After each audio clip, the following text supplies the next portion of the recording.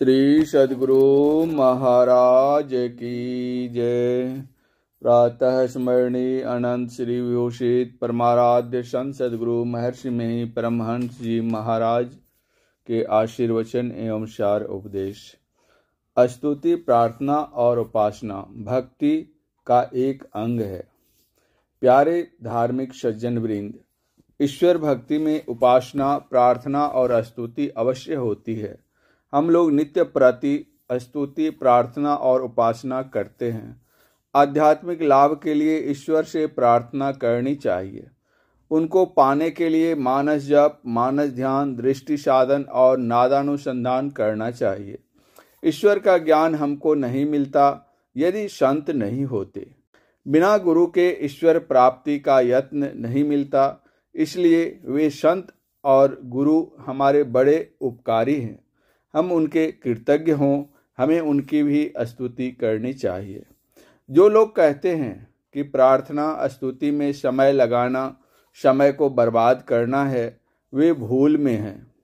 ईसाई, इस्लाम, वैदिक, सिख सब धर्मों में स्तुति और प्रार्थना है। धर्म की परिभाषा और सिद्धांत को नहीं जानना बहुत गलत बात है। हम लोग सत्संग नित्य करते हैं और स्तुति प्रार्थना भी करते हैं। धर्म का सिद्धांत और धर्म की परिभाषा भी जानते हैं। लोग तुम्हें भरमा देंगे यदि तुम धर्म का सिद्धांत और उसकी परिभाषा का पाठ नहीं करोगे। कुछ लोग केवल कुछ साधन बताते हैं और ईश्वर की स्तुति, प्रार्थना आदि की मनाही करते हैं। उनसे बचो। मनुष्य कर्म करता है, कौशल युक्त कर्म करना चाहिए। बिना कर्म किए कोई रह नहीं सकता और कर्म का फल बंधन है।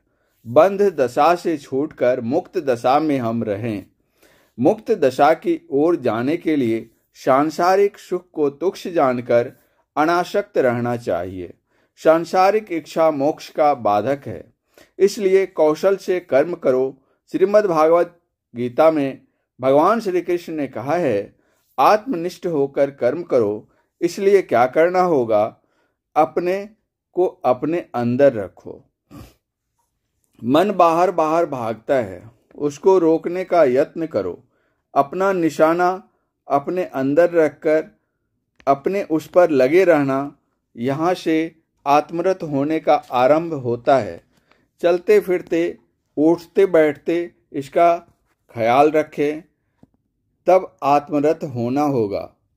तब वह कर्म बंधनदायक नहीं होगा। वह पद बहुत ऊंचा है जहाँ कोई संसार नहीं, कोई शरीर नहीं। वहाँ पहुँचने पर दैहिक, दैविक, भौतिक तीनों तापों से छूट जाओगे। सदा का मोक्ष प्राप्त कर लोगे। दुख में फिर नहीं आओगे। परम पूज्य गुरुदेव का यह आशीर्वचन सहरसा जिला संतमत सत्संग के वार्षिक अधिवेशन वीरपुर में दिनांक 26/6/1966 ईस्वी को प्रातःकालीन सत्संग में हुआ था। श्री सद्गुरु महाराज की जय।